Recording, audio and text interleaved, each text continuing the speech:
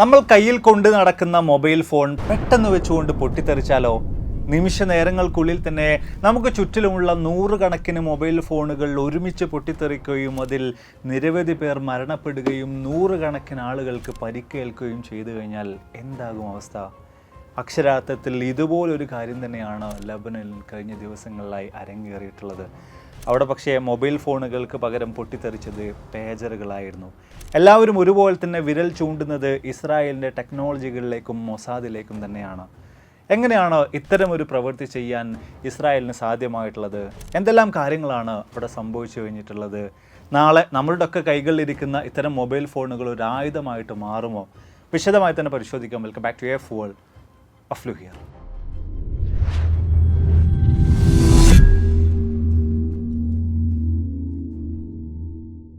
പൂർണ്ണമായും രക്തരൂക്ഷിതമായ അവസ്ഥയിലൂടെ തന്നെയാണ് മിഡിൽ ഈസ്റ്റ് ഇന്ന് കടന്നുപോയിക്കൊണ്ടിരിക്കുന്നത്. അതിൽ തന്നെ മുൻകാലങ്ങളൊക്കെ അപേക്ഷിച്ച് ടെക്നോളജി ഇന്ന് വലിയ തോതിൽ തന്നെ യുദ്ധമുഖത്ത് ഉപയോഗിക്കുന്നതായിട്ട് നമുക്ക് കാണാൻ സാധിക്കുന്നുണ്ട്. അതും നമ്മൾ നോക്കുകയാണെന്നുണ്ടെങ്കിൽ ഇസ്രായേലിൻ്റെ ടെക്നോളജി യുദ്ധമുഖത്തെ അവരുടെ വ്യത്യസ്ത തരത്തിലുള്ള ടെക് ആയുധങ്ങളൊക്കെ തന്നെയും എക്കാലവും ലോക പ്രശസ്തമാണ്, വലിയ തോതിൽ തന്നെ പ്രശംസനീയമാണ്. ഇസ്രായേൽ എന്ന് പറയുന്ന രാജ്യത്തെ സംരക്ഷിക്കുന്നതിൽ പോലും അവരുപയോഗിക്കുന്ന ടെക്നോളജിക്ക് വലിയ തോതിലുള്ള പങ്കുണ്ട്. ഇവിടെ നമ്മൾ നേരെ തിരിച്ചൊന്ന് പരിശോധിക്കുകയാണെങ്കിൽ വളർന്നു വന്നുകൊണ്ടിരിക്കുന്ന ടെക്നോളജി AI രൂപത്തിൽ നമുക്കൊക്കെ തന്നെയും വലിയ ഭീഷണി പോലും ഇന്ന് സൃഷ്ടിച്ചുകൊണ്ടിരിക്കുകയാണ്. തീർച്ചയായും നിങ്ങൾ ഏവരും കണ്ടിട്ടുള്ള ഒരു കാര്യമായിരിക്കും. ഗൂഗിളും ആമസോണും പോലുള്ള വലിയ വലിയ പല കമ്പനികളും ആയിരക്കണക്കിന് പതിനായിരക്കണക്കിന് എംപ്ലോയീസിനെയാണ് പറഞ്ഞു വിട്ടുകൊണ്ടിരിക്കുന്നത്. ഒരുപാടധികം ആളുകൾക്ക് ആർട്ടിഫിഷ്യൽ ഇൻ്റലിജൻസിൻ്റെ കടന്നുവരവോട് കൂടിയിട്ട് ജോലി നഷ്ടമാകുന്നുണ്ട് എന്ന് തുടങ്ങിയിട്ടുള്ള കാര്യങ്ങളൊക്കെ. ഇനി അങ്ങോട്ടുള്ള കാലത്ത് നമ്മൾ ഏവരും ആർട്ടിഫിഷ്യൽ ഇൻ്റലിജൻസിനെ കൃത്യമായിട്ട് ഉപയോഗിച്ചാൽ മതിയാവും. അങ്ങനെയാണെങ്കിൽ നമുക്കൊക്കെ എവിടെ നിന്നും AI കൃത്യമായി പഠിച്ച് മനസ്സിലാക്കാൻ സാധിക്കും. ആ ഒരു കാര്യത്തിൽ ഞാനിപ്പോൾ നിങ്ങൾക്ക് റെക്കമെൻഡ് ചെയ്യുന്നത് ഗ്രോത്ത് സ്കൂളിൻ്റെ 3 hour AI and ChatGPT master class ആണ്. ഇതൊരു പെയ്ഡ് ആയിട്ടുള്ള കോഴ്സാണ്. പക്ഷേ നിങ്ങൾക്കൊരു സന്തോഷ വാർത്തയുണ്ട്. നമ്മുടെ വ്യൂവേഴ്സ് ആയിട്ടുള്ള ഇതിൽ ആദ്യം ജോയിൻ ചെയ്യുന്ന 1500 ആളുകൾക്ക് ഫ്രീ ആയിട്ട് തന്നെ ഇവർ ഈ ഒരു കോഴ്സ് പ്രൊവൈഡ് ചെയ്യുന്നുണ്ട്. സോ ഇതൊരു സുവർണ്ണ അവസരമാണ്. നിങ്ങളൊരു ടെക് എന്തൂസിയാസ്റ്റ് ഒന്നും ആവണമെന്നില്ല. നിങ്ങൾ ഏതൊരു ഫീൽഡിൽ വർക്ക് ചെയ്യുന്ന ആളുകളാണെങ്കിലും നിങ്ങൾക്ക് ധൈര്യമായി തന്നെ ഈ ഒരു കോഴ്സ് ഫ്രീ ആയിട്ട് ഇപ്പോൾ പ്രൊവൈഡ് ചെയ്യുന്ന ഈ ഒരു കോഴ്സ് എടുക്കാം. ഇതിലൂടെ 20-ലധികം വ്യത്യസ്ത AI ടൂളുകളെ കുറിച്ചും ChatGPT ഹാക്കുകളെ കുറിച്ചും അതുപോലെ തന്നെ എക്സൽ പവർ പോയിന്റ് പ്രസൻറ്റേഷനുകൾ എങ്ങനെ AI ഉപയോഗിച്ചുകൊണ്ട് ക്രിയേറ്റ് ചെയ്യാം, നല്ലൊരു ജോബിന് വേണ്ടിയിട്ട് AI സഹായത്തോടുകൂടെ എങ്ങനെ അപ്ലൈ ചെയ്യാം, അങ്ങനെ തുടങ്ങി വ്യത്യസ്തമായിട്ടുള്ള ഒരുപാടധികം കാര്യങ്ങൾ ഈ ഒരു കോഴ്സിലൂടെ നിങ്ങൾക്ക് ഫ്രീ ആയി തന്നെ പഠിച്ച് മനസ്സിലാക്കി നിങ്ങളുടെ ജീവിതത്തിലേക്ക് ഇംപ്ലിമെൻറ്റ് ചെയ്യാൻ സാധിക്കുന്നതായിരിക്കും. ഓൾറെഡി 1 മില്യണിലധികം ആളുകൾ ഇതിൽ ജോയിൻ ചെയ്തിട്ടുണ്ട്. 5/5 റേറ്റിംഗും ഇവർക്കുണ്ട്. അപ്പോൾ ജോയിൻ ചെയ്യാനുള്ള ലിങ്ക് കാര്യങ്ങളൊക്കെ താഴെ കൊടുത്തിട്ടുണ്ട്. അതിൽ ക്ലിക്ക് ചെയ്തുകൊണ്ട് ഫോമൊക്കെ ഫില്ല് ചെയ്യുക. അതോടൊപ്പം തന്നെ കൂടുതൽ അപ്ഡേറ്റുകൾക്ക് വേണ്ടിയിട്ട് ഇവരുടെ വാട്സപ്പ് ഗ്രൂപ്പുകളുടെ ലിങ്കും താഴെ കൊടുത്തിട്ടുണ്ട്. സോ ഇതൊരു സുവർണ്ണ അവസരമാണ്. ഫ്രീ ആയിട്ടാണ് നിങ്ങൾക്കിപ്പോൾ ഇത് ലഭ്യമാകാൻ പോകുന്നത്. പിന്നീട് ഒരിക്കലും ഇത്തരം ഒരു അവസരം ഇനി കിട്ടിക്കൊള്ളണമെന്നില്ല. എങ്ങനെയൊക്കെ നോക്കിക്കഴിഞ്ഞാലും ഇനിയുള്ള കാലത്ത് നമ്മൾ ആർട്ടിഫിഷ്യൽ ഇൻ്റലിജൻസിനെ കുറിച്ച് പഠിച്ചിരിക്കുക എന്ന് പറയുന്നത് നിർബന്ധമായിട്ടുള്ളൊരു കാര്യമാണ്.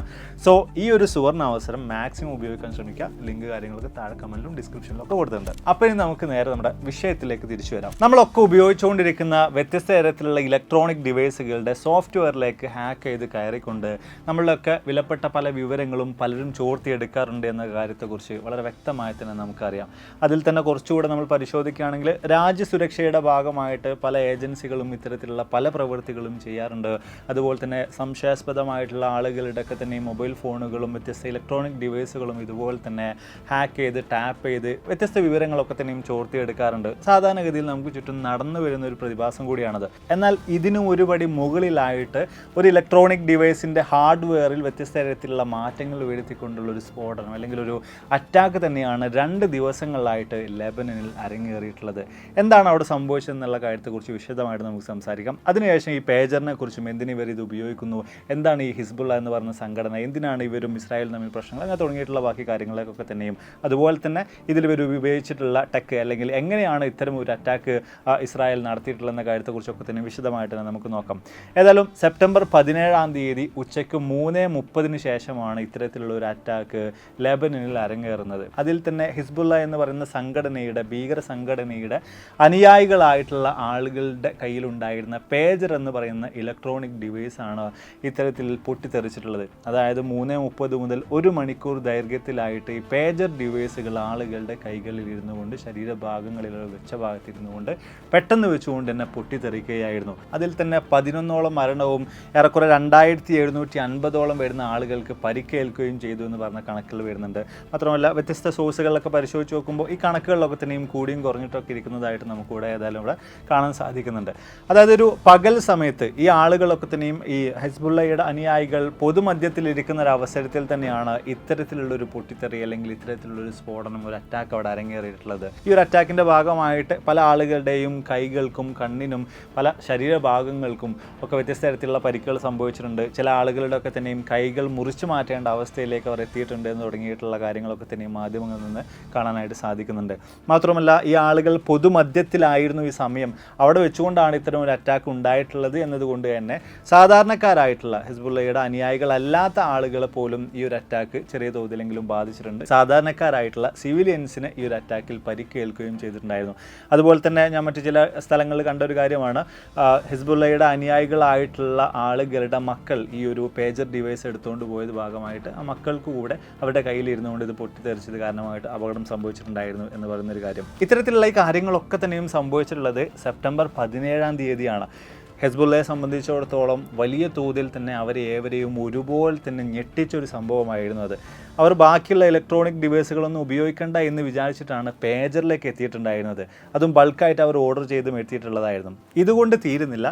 പിറ്റേ ദിവസം സെപ്റ്റംബർ 18-ാം തീയതി പല ആളുകളുടെയും കൈകളിലുണ്ടായിരുന്ന വാക്കി ടോക്കി പോലും ഇതുപോലെ തന്നെ പൊട്ടിത്തെറിച്ചിട്ടുണ്ടായിരുന്നു. അതിൻ്റെ ഭാഗമായിട്ടും വ്യത്യസ്ത തരത്തിലുള്ള അപകടങ്ങൾ അരങ്ങേറിയിട്ടുണ്ടായിരുന്നു.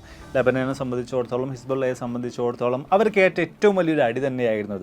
തീർച്ചയായിട്ടും ഇത്രയും കാര്യങ്ങളൊക്കെ കേൾക്കുമ്പോൾ നിങ്ങൾ ചിന്തിക്കുന്ന 2 കാര്യങ്ങളുണ്ടാകും. അതിലൊന്ന്, എന്താണ് ഈ പേജർ എന്ന് പറയുന്ന ഡിവൈസ് എന്നുള്ളതാവും. രണ്ടാമതായിട്ട്, ആരാണ് ഈ ഹെസ്ബുള്ള, എങ്ങനെയാണ് ലെബനൻ എന്ന് പറയുന്ന രാജ്യത്തിനകത്ത് ഇത്തരം ഒരു ഭീകര സംഘടന പ്രവർത്തിക്കുന്നത് എന്ന് തുടങ്ങിയിട്ടുള്ള കാര്യങ്ങളായിരിക്കും. ഏതായാലും നമുക്ക് രണ്ടാമത്തെ കാര്യത്തിൽ നിന്ന് തന്നെ പറഞ്ഞു തുടങ്ങാം. ആരാണ് ഈ ഒരു ഹെസ്ബുള്ള എന്ന കാര്യത്തെക്കുറിച്ച് നോക്കുകയാണെങ്കിൽ ഏറ്റവും ചെറിയ രീതിയിലുള്ള ലഘുവായിട്ടുള്ള വിശദീകരണം, ലെബനൻ കേന്ദ്രീകരിച്ച് പ്രവർത്തിക്കുന്ന തീവ്ര സ്വഭാവമുള്ളൊരു സംഘടനയാണ്, ഒരു മിലിറ്റൻ ഗ്രൂപ്പാണ് ഹെസ്ബുള്ള എന്ന് പറയുന്ന ഒരു കാര്യമാണ്. മാത്രവുമല്ല US അതുപോലെ തന്നെ യൂറോപ്യൻ യൂണിയൻ, UAE ഉൾപ്പെടെയുള്ള 60-ലധികം രാജ്യങ്ങൾ ഇതിനൊരു തീവ്രവാദ സംഘടന എന്ന നിലയിലാണ് കണ്ടുകൊണ്ടിരിക്കുന്നത്. അതുപോലെ തന്നെ നമ്മൾ പരിശോധിച്ച് നോക്കുകയാണെങ്കിൽ ഇവർക്ക് ശക്തമായിട്ടുള്ളൊരു ആർമി ഉണ്ട്. അതിൽ തന്നെ ലെബനൻ സൈന്യത്തെക്കാളും കൂടുതൽ ആളുകൾ ഇവരുടെ പക്കലുണ്ട്, അല്ലെങ്കിൽ അത്തരത്തിൽ സൈന്യം ഇവർക്കുണ്ട് എന്നാണ് പറയുന്നത്. അതുപോലെ തന്നെ ഇവർക്ക് വ്യത്യസ്ത തരത്തിലുള്ള ആയുധങ്ങളും വ്യത്യസ്ത തരത്തിലുള്ള ആയുധ പരിശീലനങ്ങളും എല്ലാം തന്നെ ഒരുപോലെ നൽകിക്കൊണ്ടിരിക്കുന്നത് ഇറാൻ എന്ന് പറയുന്ന രാജ്യമാണ്. മാത്രമല്ല ഇതുകൊണ്ടും തീരുന്നില്ല, ഗാസയിലെ ഹമാസിനോടും അതുപോലെ തന്നെ യമനിലെ ഹൂത്തി വിമതരോടും ഇവർക്ക് വലിയ തോതിലുള്ള അഭേദ്യമായിട്ടുള്ള ബന്ധമാണുള്ളത്. അതിനാലൊക്കെ തന്നെയും ഇസ്രായേൽ ഇവരുടെ ശത്രുപക്ഷത്താണുള്ളത്. 1980-കൾ മുതൽക്കേ തന്നെ ഈ ഹെസ്ബുള്ളയും അതുപോലെ തന്നെ ഇസ്രായേലും തമ്മിൽ വ്യത്യസ്ത തരത്തിലുള്ള പ്രശ്നങ്ങൾ ഉടലെടുക്കുന്നുണ്ട്. കാലാകാലങ്ങളായിട്ട് അതങ്ങനെ തുടർന്നുകൊണ്ടിരിക്കുന്നുണ്ട്. 2006-ലൊക്കെയാണ് എല്ലാ കാര്യങ്ങൾക്കും ഒരു പര്യവസാനം കുറിക്കുന്നത്. മാത്രമല്ല ഇനി ഹെസ്ബുള്ള എന്ന് പറയുന്ന ഈ ഒരു മിലിറ്റൻ ഗ്രൂപ്പിനെ ലെബനനകത്തുള്ള ആളുകൾ സപ്പോർട്ട് ചെയ്യുന്നുണ്ടോ എന്ന കാര്യത്തെക്കുറിച്ച് പരിശോധിച്ച് നോക്കുകയാണെങ്കിൽ ഈ ലെബനൻ പാർലമെൻറ്റിൽ പോലും ഹെസ്ബുള്ളയ്ക്ക് വലിയ തോതിൽ സ്വാധീനമുള്ളതായിട്ട് നമുക്ക് അവിടെ കാണാൻ സാധിക്കുന്നുണ്ട്. ആദ്യ കാലഘട്ടങ്ങളിൽ 5-6 സീറ്റുകൾ ഉണ്ടായിരുന്നതിൽ നിന്നും വലിയ തോതിൽ തന്നെ 100-ലധികം സീറ്റുകൾ നേടുന്ന നിലയിലേക്ക് പോലും അവർ അവിടെ മാറി വന്നിട്ടുണ്ടായിരുന്നു. അതിൻ്റെയൊക്കെ അടിസ്ഥാനത്തിൽ ജനങ്ങൾക്കിടയിൽ പോലും ഹെസ്ബുള്ളക്ക് ശക്തമായ നിലയിലുള്ള സ്വീകാര്യത ഇന്നും നിലനിൽക്കുന്നുണ്ട്. ഈ ഒരു പേജർ അറ്റാക്കുമായി ബന്ധപ്പെട്ടുകൊണ്ട് ഹെസ്ബുള്ള വിരൽ ചൂണ്ടുന്നത് ഇസ്രായേലിലേക്കാണ്. ഇസ്രായേലും മൊസാദും ഒക്കെ തന്നെയാണ് ഇത്തരത്തിലൊരു പ്രവൃത്തി നടത്തിയിട്ടുള്ളത് എന്ന നിലയിൽ തന്നെയാണ് അവരിതിനെ വിശദീകരിക്കുന്നത്. എന്നാൽ ഇത്തരം ഒരു കാര്യത്തിൻ്റെ നേതൃത്വം ഏറ്റെടുക്കാൻ അല്ലെങ്കിൽ അതിൻ്റെ ഉത്തരവാദിത്തം ഏറ്റെടുക്കാൻ ഇതുവരെയും ഇസ്രായേൽ തയ്യാറായിട്ടില്ല. മാത്രവുമല്ല ഒരു ഇസ്രായേൽ ഹെസ്ബുള്ള യുദ്ധം പോലെ തന്നെയാണ് മിഡിൽ ഈസ്റ്റിൽ നിന്ന് കാര്യങ്ങൾ പോയിക്കൊണ്ടിരിക്കുന്നത്. പ്രത്യേകിച്ച് ലെബനൻ്റെ തെക്ക് ഭാഗത്തൊക്കെ തന്നെയും കലുഷിതമായ അവസ്ഥ തന്നെയാണ് തുടർന്നുകൊണ്ടിരിക്കുന്നത്. ഇസ്രായേൽ നിരന്തരമായിട്ട് അങ്ങോട്ടേക്ക് പല റോക്കറ്റുകൾ വർഷിക്കുകയും അതിൻ്റെ ഭാഗമായിട്ട് നിരവധി അപകടങ്ങൾ, മരണങ്ങൾ അവിടെ സംഭവിക്കുകയും ചെയ്യുന്നുണ്ട്. ഈ ഒരു തെക്കൻ ലെബനനിൽ നിന്ന് കൂട്ടത്തോടെ ആളുകൾ പലായനം ചെയ്യുന്നുണ്ട്. മാത്രമല്ല ഇസ്രായേലിൻ്റെ നെതന്യാഹു പോലും പറഞ്ഞിട്ടുള്ളത് ഈ ഹെസ്ബുള്ള നിങ്ങളൊക്കെ തന്നെ ഒരു മനുഷ്യ കവചമായിട്ട് ഉപയോഗിക്കുകയാണ്, ഞങ്ങൾക്ക് പ്രശ്നമുള്ളത് ഹെസ്ബുള്ളയോട് മാത്രമാണ്, അതുകൊണ്ടൊക്കെ തന്നെയും എത്രയും പെട്ടെന്ന് തന്നെ ഈ തെക്ക് സൈഡിലുള്ള ആളുകൾ അവിടെ നിന്ന് മൂവ് ചെയ്യണം എന്ന് തുടങ്ങിയിട്ടുള്ള കാര്യങ്ങളൊക്കെ തന്നെയാണ്. മാത്രമല്ല നിലവിലെ കണക്കുകൾ പോലും പരിശോധിച്ച് നോക്കുമ്പോൾ ഇവിടെ നടന്നിട്ടുള്ള വ്യത്യസ്ത അറ്റാക്കുകളുടെ ഭാഗമായിട്ട് ഏറെക്കുറെ 569ഓളം ആളുകൾക്ക് മരണം സംഭവിച്ചിട്ടുണ്ട്. അതിൽ തന്നെ 50 കുട്ടികളും 90-ലധികം സ്ത്രീകളും ഉൾപ്പെടുന്നുണ്ട്. പല ആളുകളും വലിയ ആശങ്കയോടുകൂടി തന്നെ പറഞ്ഞുകൊണ്ടിരിക്കുന്ന ഒരു കാര്യം, ലെബനന്റെ പല ഭാഗങ്ങളും വീണ്ടും ഒരു ഗാസ പോലെ ആയി മാറുമോ എന്ന് തുടങ്ങിയിട്ടുള്ള കാര്യങ്ങളാണ്. നിലവിൽ സംഭവിച്ചുകൊണ്ടിരിക്കുന്ന ഈ കാര്യങ്ങൾക്കൊക്കെ തന്നെയുമുള്ള മൂല കാരണം എന്ന് പറയുന്നത് കഴിഞ്ഞ വർഷങ്ങളിലും ഈ വർഷത്തിലും ഒക്കെ ആയിട്ട് ഹിസ്ബുള്ള ചെയ്തു വെച്ചിട്ടുള്ള പല കാര്യങ്ങളും തന്നെയാണ്. 2023 ഹമാസ് എന്ന് പറയുന്ന പലസ്തീനിലെ സംഘടന ശക്തമായ ഒരു അറ്റാക്ക് തന്നെ ഇസ്രായേലിന് നേർക്ക് അഴിച്ചു വിട്ടിട്ടുണ്ടായിരുന്നു.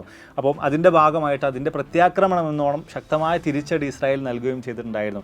ഈ ഒരു സാഹചര്യങ്ങളിലൊക്കെ തന്നെയും ഹമാസ് ഇത്തരം ഒരു അറ്റാക്ക് നടത്തി പിറ്റേ ദിവസം തന്നെ ഹമാസിന് പൂർണ്ണമായിട്ടുള്ള പിന്തുണ ഹിസ്ബുള്ള പ്രഖ്യാപിച്ചിട്ടുണ്ടായിരുന്നു. മാത്രവുമല്ല അവർ കൂടെ പലതരത്തിലുള്ള റോക്കറ്റ് അറ്റാക്കുകൾ ഇസ്രായേലിന് നേർക്ക് പിറ്റേ ദിവസം നടത്തിയിട്ടുണ്ടായിരുന്നു. അപ്പോൾ ഇതിനൊക്കെയുള്ളൊരു തിരിച്ചടി എന്നോണമാണ് ഹിസ്ബുള്ളയെ കൂടെ അല്ലെങ്കിൽ ലെബണൻ്റെ വ്യത്യസ്ത ഭാഗങ്ങളെ കൂടെ ഇസ്രായേൽ പിന്നീട് അറ്റാക്ക് ചെയ്യാൻ ആരംഭിച്ചിട്ടുള്ളത്. അതിന്നും വ്യത്യസ്ത നിലയിൽ അങ്ങനെ തുടർന്ന് വന്നുകൊണ്ടേയിരിക്കുകയാണ്. ഇനി എന്തിന് ഇസ്രായേൽ ഇത്തരം ഒരു പേജർ അറ്റാക്ക് നടത്തി, എന്തുകൊണ്ട് ഹിസ്ബുള്ള ഇപ്പോഴും ഈ പഴയ കാലത്ത് ഉപയോഗിച്ചിട്ടുണ്ടായിരുന്ന പേജറുകൾ ഉപയോഗിക്കുന്നു എന്ന കാര്യത്തെക്കുറിച്ചൊക്കെ തന്നെ വിശദമായിട്ട് നോക്കാം. അതിൽ തന്നെ എന്താണ് ഈ ഒരു പേജർ എന്ന് അറിയാത്തവർക്ക് വേണ്ടിയിട്ട് അതിനെക്കുറിച്ച് നമുക്ക് ആദ്യം നോക്കാം. അതായത് ആദ്യകാലങ്ങളിൽ 1949 കാലഘട്ടങ്ങളിലൊക്കെയാണ് വലിയ തോതിൽ തന്നെ ഈ പേജറുകൾ ആളുകളുടെ ഇടയിലേക്ക് എത്തിയിട്ടുണ്ടായിരുന്നത്. അതിൽ തന്നെ 1950-60 കാലഘട്ടങ്ങളിലാണ് ഏറ്റവും അധികം ആളുകൾ പേജറുകൾ ഉപയോഗിച്ച് വന്നിട്ടുണ്ടായിരുന്നത്. മാത്രമല്ല 1949 ന്യൂയോർക്കിലുള്ള ഒരു ജൂയിഷ് ഹോസ്പിറ്റലിലെ ഇൻറ്റേർണൽ കമ്മ്യൂണിക്കേഷന് വേണ്ടിയിട്ടാണ് പേജർ എന്ന് പറയുന്ന അല്ലെങ്കിൽ ബീപ്പർ എന്നൊക്കെ നമ്മൾ വിളിക്കുന്ന ഈ ഒരു ടെലി കമ്മ്യൂണിക്കേഷൻ ഡിവൈസ് ആദ്യമായിട്ട് ഉപയോഗിച്ച് വരുന്നത്. അതിൻ്റെ പാറ്റൻറ്റ് കാര്യങ്ങളൊക്കെ എടുക്കുന്നത് 1949 കാലഘട്ടങ്ങളിലാണ്. ആദ്യകാലങ്ങളിൽ ചെറിയ ചില ടെക്സ്റ്റ് മെസ്സേജുകൾ, ചില സിഗ്നൽസൊക്കെ തന്നെയും അയക്കാൻ വേണ്ടി ഉപയോഗിച്ചിട്ടുണ്ടായിരുന്ന ഇത് ഇന്ന് നമുക്ക് വ്യത്യസ്ത ടെക്സ്റ്റ് മെസ്സേജുകളും അതോടൊപ്പം തന്നെ വോയിസ് മെസ്സേജുകളും കൂടെ അയക്കാൻ പറ്റുന്ന നിലയിലാണുള്ളത്. അതും പൂർണ്ണമായിട്ട് റേഡിയോ സംവിധാനത്തിലൂടെ തന്നെയാണ് ഇതിൻ്റെ ആശയവിനിമയങ്ങളൊക്കെ തന്നെ നടക്കുന്നത്.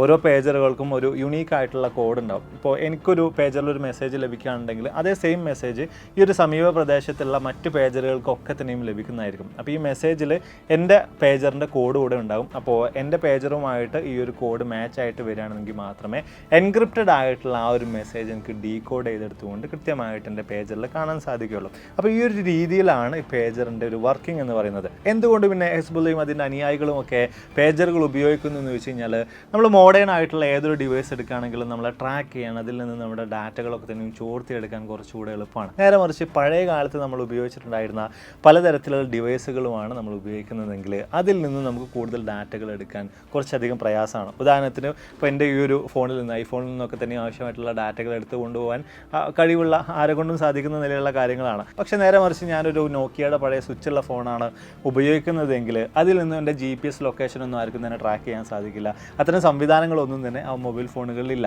അപ്പോൾ അതുകൊണ്ടൊക്കെ തന്നെയാണ് ഇത്തരത്തിൽ പഴയ കാലത്ത് ആളുകൾ ഉപയോഗിച്ചിട്ടുണ്ടായിരുന്ന നിലയിലേക്കുള്ള കമ്മ്യൂണിക്കേഷൻ ഡിവൈസുകളിലേക്ക് ഹിസ്ബുള്ളയുടെ അനുയായികൾ പതിയെ മാറി വരുന്നത്. അതോടൊപ്പം തന്നെ സൈബർ അറ്റാക്കുകൾ നടക്കില്ല, ചാരപ്രവൃത്തികളൊന്നും തന്നെ ഇതിലൂടെ നടക്കില്ല, ബാറ്ററി ലൈഫ് ലഭിക്കുന്നുണ്ട്. അതുപോലെ വൺ വേ കമ്മ്യൂണിക്കേഷനാണ് പലപ്പോഴും നടക്കുന്നത് എന്നതുകൊണ്ട് തന്നെ അതിൻ്റെ സോഴ്സ്, ഉത്ഭവ കേന്ദ്രം കൃത്യമായിട്ട് കണ്ടുപിടിക്കാൻ കഴിയില്ല. അങ്ങനെ തുടങ്ങി വ്യത്യസ്തമായിട്ടുള്ള കാര്യങ്ങളൊക്കെ തന്നെയും പേജറുകൾ ഉപയോഗിക്കുന്നതിലേക്ക് അവരെ കൊണ്ടെത്തിച്ചിട്ടുണ്ടായിരുന്നു.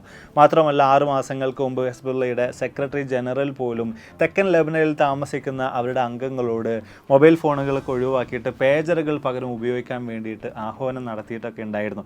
ഇതിൻ്റെയൊക്കെ അടിസ്ഥാനത്തിൽ തന്നെയാണ് കൂടുതൽ ഹിസ്ബുള്ളയുടെ അനുയായികളായിട്ടുള്ള ആളുകളൊക്കെ തന്നെയും പേജറുകൾ ഉപയോഗിച്ച് വരാൻ ആരംഭിച്ചിട്ടുണ്ടായിരുന്നത്. അതും തായ്വാനിൽ നിന്ന് ബൾക്കായിട്ട് ഏറെക്കുറെ 5000-ഓളം വരുന്ന പേജറുകൾ ഒരുമിച്ച് കൊണ്ടുവന്നിട്ടാണ് ഹിസ്ബുള്ള അവരുടെ അനുയായികളുടെ ഇടയിലേക്കൊക്കെ തന്നെ ഡിസ്ട്രിബ്യൂട്ട് ചെയ്തിട്ടുണ്ടായിരുന്നത്. ഈ ഒരു പേജറുകൾ തന്നെയാണ് ഇപ്പോൾ ഇത്തരം ഒരു അറ്റാക്കിന് വിധേയമായിട്ടുള്ളത്. എങ്ങനെ ഒരു കാര്യം സംഭവിച്ചു എന്ന് നമ്മൾ ചോദിക്കുന്ന അവസരത്തിൽ നമുക്ക് മനസ്സിലാക്കാൻ സാധിക്കുന്നത്, ഈ തായ്വാൻ കമ്പനി ഇത്തരം ഒരു കാര്യവുമായി ബന്ധപ്പെട്ടിട്ട് അതിൻ്റെ എല്ലാവിധത്തിലുള്ള ഉത്തരവാദിത്തങ്ങളും നിരസിക്കുന്നുണ്ട്. ഇത്തരം ഒരു പേജർ ഡിസൈൻ ചെയ്തതോ ഉണ്ടാക്കിയിട്ടുള്ളതോ ഒന്നും ഞങ്ങളല്ല, ഞങ്ങളുടെ പേരും വ്യത്യസ്ത കാര്യങ്ങളൊക്കെ തന്നെ ഉപയോഗിക്കാൻ ലൈസൻസ് ഉള്ള യൂറോപ്യൻ കമ്പനിയാണ് ഇത്തരം ഒരു പ്രവൃത്തി ചെയ്തിട്ടുള്ളതെന്നാണ് തായ്വാൻ കമ്പനി ഇതുമായി ബന്ധപ്പെട്ടുകൊണ്ട് വിശദീകരിക്കുന്നത്. എന്തൊക്കെ തന്നെയായാലും ചുരുക്കി പറഞ്ഞു കഴിഞ്ഞാൽ ഈ ഒരു പേജറിൻ്റെ സപ്ലൈ ചെയിനിൽ എവിടെയോ കയറി കൂടിയിട്ട് ഇസ്രായേലിലെ ചാരസംഘടനകൾ അല്ലെങ്കിൽ ഇസ്രായേലിലെ വ്യത്യസ്ത തരത്തിലുള്ള സംഘടനകളൊക്കെ തന്നെയും ഈ പേജറുകൾ കൈക്കലാക്കുകയും അതിനകത്ത് ഏറെക്കുറെ 20 ഗ്രാമോളം വരുന്ന സ്ഫോടക വസ്തുക്കൾ വെക്കുകയും ചെയ്തതിനു ശേഷം കൃത്യമായിട്ട് ഹിസ്ബുള്ളയുടെ അനുയായികളിലേക്ക് അത് വിതരണം ചെയ്യപ്പെട്ടു. കൃത്യമായ ഒരു അവസരം വന്നപ്പോൾ അവർക്ക് ആവശ്യമായിട്ടുള്ള ഡാറ്റകളൊക്കെ തന്നെയും ചോർത്തിയെടുത്തതിന് ശേഷം കൃത്യമായൊരു സമയം എത്തിച്ചേർന്നപ്പോൾ ഈ സ്ഫോടന വസ്തുക്കളൊക്കെ തന്നെയും ആക്റ്റീവ് ആക്കിയിട്ട് ഈ പേജറുകളൊക്കെ തന്നെയും ഒരു അറ്റാക്കിന് വിധേയമാക്കുകയാണ് യഥാർത്ഥത്തിൽ അവിടെ ചെയ്തിട്ടുള്ളത് എന്ന് തുടങ്ങിയിട്ടുള്ള കാര്യങ്ങളാണ് ഇതുമായി ബന്ധപ്പെട്ടുകൊണ്ട് പല വിദഗ്ധരും വിശദീകരിച്ചുകൊണ്ടിരിക്കുന്നത്. തീർച്ചയായിട്ടും കേൾക്കുമ്പോൾ നമുക്കൊക്കെ തന്നെയും ആശ്ചര്യം തോന്നുന്ന നിലയിലുള്ള ഒരു പ്രവൃത്തി തന്നെയാണ് ഇവിടെ അരങ്ങേറിയിട്ടുള്ളത്. ഇത്തരം ഒരു പ്രവൃത്തി മുമ്പും ഇസ്രായേലും അതുപോലെ തന്നെ അവരുടെ ചാരസംഘടനയായിട്ടുള്ള മൊസാദും ഒക്കെ തന്നെ നടപ്പിൽ വരുത്തിയിട്ടുണ്ട്. 1996 ഹമാസിൻ്റെ ബോംബും മറ്റുമൊക്കെ നിർമ്മിക്കുന്നതിൽ പ്രഗത്ഭനായിട്ടുണ്ടായിരുന്ന യഹിയ എന്ന് പറയുന്ന വ്യക്തിയെ ഇതുപോലെ തന്നെ മൊബൈൽ ഫോൺ അറ്റാക്കിലൂടെയാണ് അവർ വകവരുത്തിയിട്ടുണ്ടായിരുന്നത്. ഈ യഹിയ എന്ന് പറയുന്ന വ്യക്തി അയാളുടെ മൊബൈൽ ഫോൺ എടുത്തുകൊണ്ട് തൻ്റെ പിതാവിന് ഫോൺ ചെയ്തുകൊണ്ടിരിക്കുന്നതിനിടയിലാണ് ആ മൊബൈൽ ഫോൺ പൊട്ടിത്തെറിച്ചുകൊണ്ട് അയാൾ മരണപ്പെടുന്നത്, കൊല്ലപ്പെടുന്നത്. അന്ന് കേവലം ഒരൊറ്റ വ്യക്തിയെ മാത്രമായിരുന്നു അവർ ടാർഗറ്റ് ചെയ്തിരുന്നതെങ്കിൽ ഇവിടെ ഇപ്പോൾ ഒരു ഗ്രൂപ്പ് ഓഫ് ആളുകൾ കൃത്യമായിട്ട് ടാർഗറ്റ് ചെയ്യുകയും വിജയകരമായ നിലയിൽ തന്നെ ആ ദൗത്യം ഇസ്രായേൽ പൂർത്തീകരിക്കുകയും ചെയ്തു കഴിഞ്ഞിരിക്കുകയാണ്. അവരുടെ ടെക്നോളജിയുടെ വൈഭവവും അവരുടെ ഈ ഒരു മേഖലയിലുള്ള കഴിവുമൊക്കെ തീർച്ചയായിട്ടും ഒന്നുകൂടെ എടുത്തു കാണിക്കുന്ന ഒരു പ്രവൃത്തിയായിട്ടൂടെ ഇത് ഏതായാലും മാറി വരുന്നുണ്ട്. ഇതിൻ്റെയൊക്കെ അനന്തരഫലമായിട്ട് ശക്തമായിട്ടുള്ള തിരിച്ചടികളും പ്രത്യാക്രമണങ്ങളും ഒക്കെ തന്നെയും ഹെസ്ബുള്ളയും അതുപോലെ തന്നെ ലെബനനും ഒരുപോലെ ചെയ്തുകൊണ്ടിരിക്കുന്നുണ്ട്. ഇതിൻ്റെ ഒക്കെ ഭാഗമായിട്ട് സാധാരണക്കാരായിട്ടുള്ള പാവപ്പെട്ട ഒരുപാടധികം ആളുകൾക്ക് അവരുടെ കിടപ്പാടം, അവരുടെ വീടുകളൊക്കെ നഷ്ടപ്പെട്ട് തെക്കൻ ലെബനനിൽ നിന്ന് ഓടേണ്ട അവസ്ഥ വരുന്നുണ്ട്. ഒരുപാടധികം സാധാരണക്കാർക്ക് മരണം സംഭവിക്കുന്നുണ്ട്. നമ്മളൊക്കെ പറയുന്നത് പോലെ തന്നെ യുദ്ധങ്ങൾ എപ്പോഴും മാനവരാശിയെ സംബന്ധിച്ചിടത്തോളം ഏറ്റവും വലിയ ഗുരുതരമായിട്ടുള്ള പ്രശ്നങ്ങൾ തന്നെയാണ്. അവിടെ എപ്പോഴും ബലിയാടുകളാക്കപ്പെടുന്നത് സാധാരണക്കാരായിട്ടുള്ള നിസ്വാർത്ഥരായിട്ടുള്ള പാവപ്പെട്ട മനുഷ്യർ തന്നെയാണ്.